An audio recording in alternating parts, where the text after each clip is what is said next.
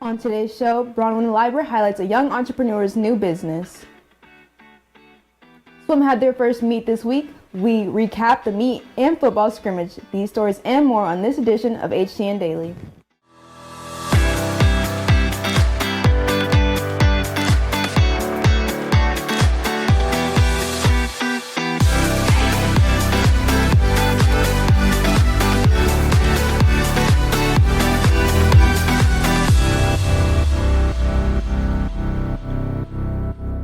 Happy Friday, Rock Hill. You made it through the week, and we are so glad you are joining us for today's show. I'm Troy Murphy, and we are live from Studio 1060. To start today's show, I'm going to send it over to Anica Hankey with today's news. Thank you, Troy. Here are today's announcements. Attention all band, orchestra, choir, and music production students. Tri-M Music Honor Society applications are now open. Tri-M wants you to help them spread their love and appreciation of music to our community. Any current sophomore, junior, or senior interested in joining should sign up for the Google Classroom using the code VN3ROKJ. The application window closes on October 4th. For more information, you can check out the RHHS Tri-M on Instagram or contact Mr. Planks. Today is the end of the first 6 weeks, which means all students who participate in any UIL event will have their grades checked by the end of today. If you have any grade below a 70, you are unable to participate in any UIL event until the next grade check opportunity. The next eligibility check will be at the end of the first 9 weeks. With COVID cases increasing statewide, Governor Greg Abbott and Texas Education Agency Commissioner Mike Moroth passed a mandate on August 27th that improves school transparency.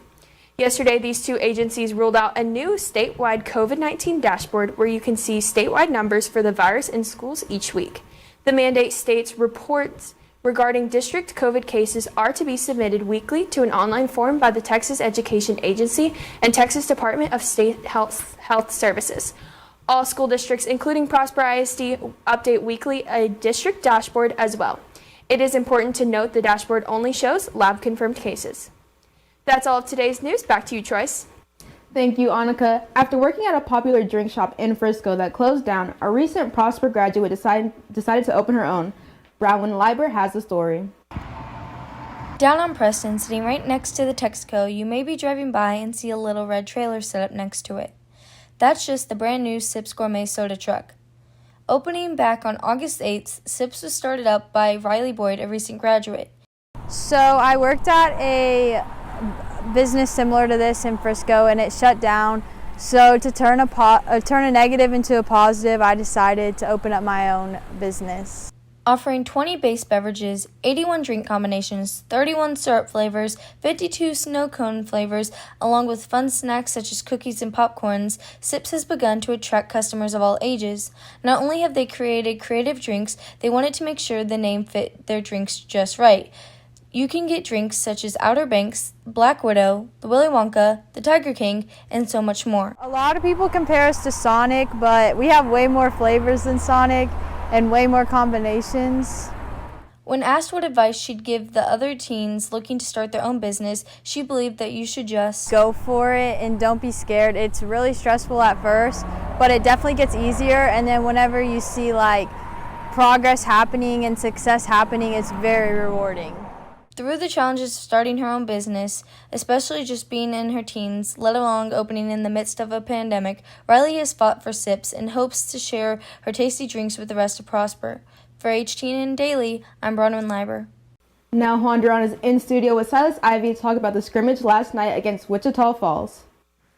Thank you, Troy. So last night, you guys had your first scrimmage against Wichita Falls, the number 6 ranked team in the 5A district. So it was a very, very tough situation, and you guys unfortunately lost 7-21. So what can you take away from this game last night? It was definitely a learning experience for all of us. It was our first time coming together as a team and competing against another team. We just made a lot of little mistakes, but we should be able to get those things fixed and be ready for week 1 against Heritage. Yeah, and with COVID delays, how did that really affect your practice? During the summer, I guess we just couldn't do certain drills that we normally be able to do, but we still were able to put in the work that we needed to. That's good. And you guys have your first game next week on Thursday, so what is your game plan for it? Just fix the little mistakes that we made in the scrimmage, and then we should be able to And who are the players that these people should look out for, the fans should look out for? Definitely Luke Lamont, Donovan Shannon, Brenner Cox, Ryan Threet, Cole Kasanovich, Coleman Weaver, and our whole line. All right, well, thank you for that. So football wasn't the only team to start their season yesterday. Swim also had their first meet as well. 24 school records were set on Wednesday when the Blue Hawks took on Frisco Independence in their inaugural dual meet. Junior Haley FEIN, freshman Luke Sipz both finished first in the 1 meter dive. For swim, Julie Kirkman and Ethan Hogan took first in the two events, both in 200 meter free and Julie in 100 meter breaststroke and Ethan in 100 meter backstroke. Contributing first place points in the races were Cassidy Lazarine, Aaron Farlow, Joel Peterson, Bethany Sitz, and the girls 400 meter relay team both pulled off the final win of the night. The success of the swim meet didn't come easy. Connor Fuxa takes a look at the dedication the swim team shows to make an individual sport a team sport. A fresh start and new beginning. The swim and dive team has been practicing and gearing up for their first season. Starting up a new school is awesome.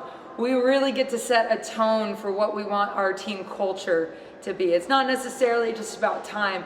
It's about making sure that we have a team that's wanting to be there at 6:30 in the morning, that wants to put in the work when they really don't want to, and how we can make a team, an individual sport, a team sport. And it's really cool that we get to start completely fresh. We don't have to go off of, oh, well, this is what you did last year. No, this is the first year setting a standard. Not only are the coaches prepared to create a foundation for future swim, the athletes are just as excited about creating new traditions. I'm so excited. I want to make sure that we set some type of legacy that can last for the next decade or something. And they started building that legacy on Wednesday. Both the men's and women's teams scored their first dual victories against Frisco Independence. We got some high expectations, but the overall goal always 100% is improvement, right? And that can be measured in a few different ways. But obviously we have time, but it's also, making sure we're getting to practice on time, making sure we're adhering to our team standards. But overall goals for the team this season, we're gonna win districts. And that end goal has united the Blue Hawk team on their mission to build a legacy. For HTN Season Pass, I'm Connor Fuxa.